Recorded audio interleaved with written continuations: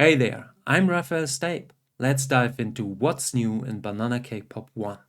First, auto detection for subscription protocols. There's no need for you anymore to pick a specific subscription protocol. Instead, let Banana Cake Pop choose the right one for you. Let me quickly show you how that works.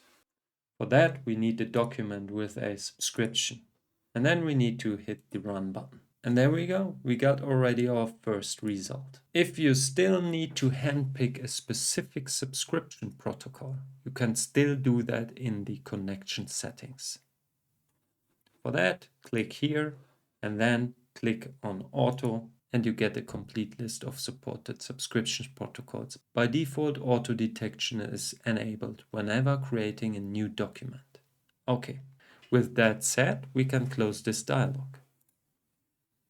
Next, hidden tabs. Whenever a tab is hidden, we will now have an indicator showing up right next to the tab control. For instance, in the response toolbar, we have such indicator.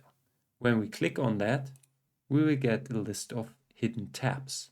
If we click on a hidden tab, this tab becomes active. Next, status bar. Always visible but less prominent.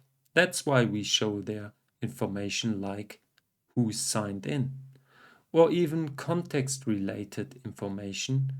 For example, is the schema of the current document up to date and when have we checked on that last time?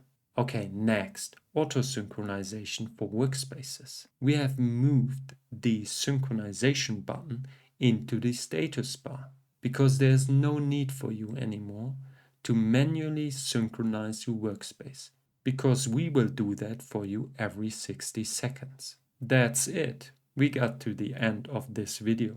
If you liked this video, give it a thumbs up.